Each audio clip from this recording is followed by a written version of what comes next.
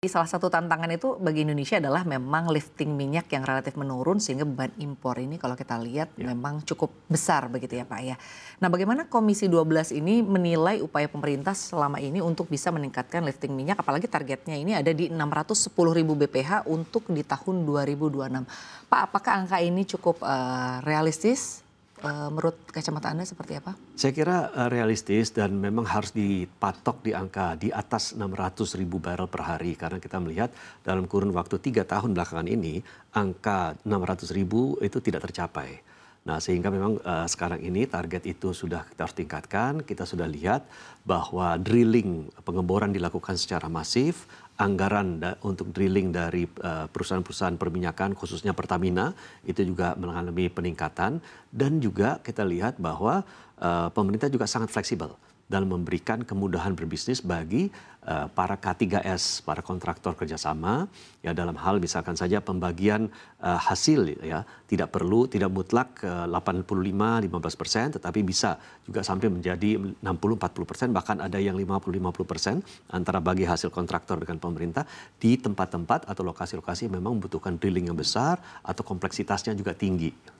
Baik, tapi secara SDA-nya sendiri ya Pak ya, artinya secara sebenarnya sebetulnya Indonesia ini saat ini boleh katakan cukup aman nggak sih Pak? Kita kan tadi bicara target di tahun 2026 berada di 610.000 barel per hari. Sementara untuk di tahun 2030 ini targetnya 1 juta barel per hari. Bagaimana Pak?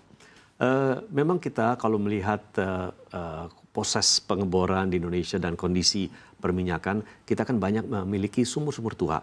Yang satu memang kandungan dan cadangannya juga sudah berkurang drastis dan untuk mengeluarkan kandungan yang sisa itu membutuhkan biaya yang tidak kecil. Nah, oleh karena itu memang dibutuhkan penemuan-penemuan dari blok-blok yang baru ya. Sebagaimana kita lihat kita memiliki 2 blok besar, satu di Rokan, satu lagi di Cepu ya. Kita membutuhkan Rokan dan Cepu-Cepu yang baru ke depannya. Sehingga kapasitas kita untuk kemudian meningkatkan lifting menargetkan 1 juta barel dalam kurun waktu 5 tahun dari sekarang itu bisa tercapai.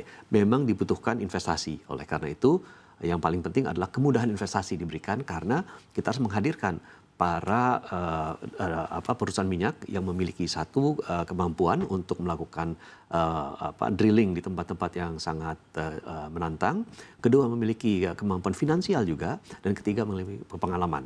Jadi saya kira kita harus menghadirkan kembali mereka itu karena kapital atau modal yang diperlukan itu cukup besar.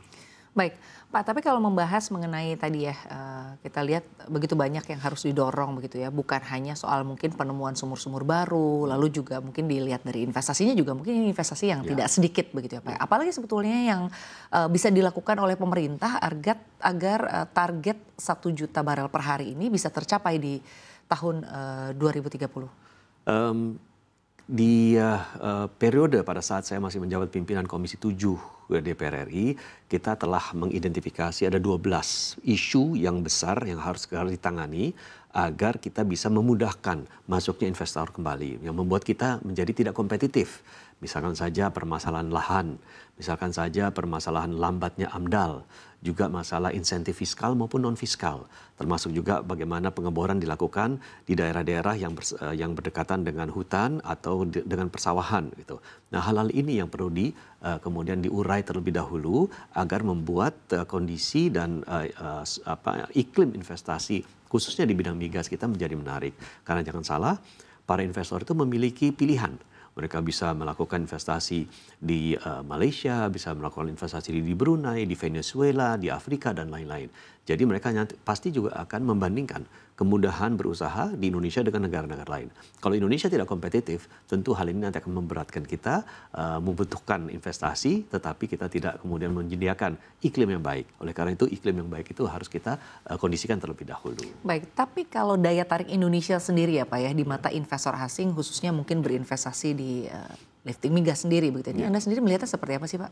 Kalau interestnya dan minatnya cukup besar karena kita bicara minyak itu mungkin juga sudah tadi saya sampaikan sudah ada penurunan, sumur-sumurnya relatif tua, tetapi gasnya masih besar kali ya. Jadi kita perlu kemudian menghadirkan teman-teman para driller migas ini supaya kita bisa mengeksploitasi sumber-sumber gas kita yang ada sekarang, kita sudah ada di Kalimantan ada, di Andaman ada, tapi itu rata-rata adalah laut dalam. Jadi membutuhkan ekspertis khusus, membutuhkan modal juga besar yang biasanya dimiliki oleh perusahaan-perusahaan besar internasional. Nah ini saya kira daya tariknya masih tetap ada, tapi bagaimana sekarang kita bisa menghadirkan mereka dengan memberikan iklim dan kemudahan investasi. Baik, tapi sejauh ini upaya dari pemerintah sendiri Pak untuk bisa menciptakan iklim investasi yang boleh dikatakan mungkin cukup nyaman ya bagi investor asing sejauh ini seperti apa Pak? Artinya apakah sudah ada kemajuan ke arah sana atau seperti apa? Saya kira pemerintah sangat responsif ya, siap mendengar, siap kemudian juga memberikan respons yang cepat agar berbagai permasalahan itu bisa terurai cepat dan bisa direspons kepada mereka-mereka yang memang membutuhkan berbagai upaya kemudahan, insentif dan lain-lain. Yang perlu kita mungkin sekarang antisipasi adalah bahwa masalahnya sekarang khususnya di sektor migas itu tentu akan berhadapan dengan sektor energi terbarukan. Jadi tarik-menarik itu ada karena belum tentu semua modal itu kemudian akan tertuang ke sektor migas karena banyak sekali modal sekarang termasuk pembiayaan dari bank larinya sekarang ke sektor energi terbarukan.